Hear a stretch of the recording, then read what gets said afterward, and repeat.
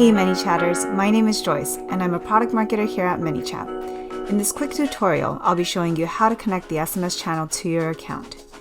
In order to connect the SMS channel to your ManyChat account, you'll first need to make sure that your account is Pro, as the SMS channel is only available for ManyChat Pro accounts.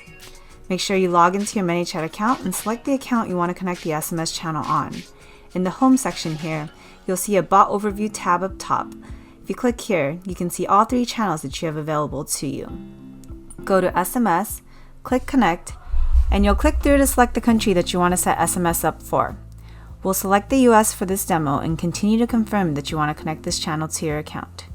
Once you do, you'll see this information on SMS pricing and you'll click Confirm. We'll give it a couple seconds here, and once it goes through, you'll get this confirmation pop-up with your assigned US phone number listed, and you'll see that you get 50 free SMS messages loaded to get you started. And you're all set.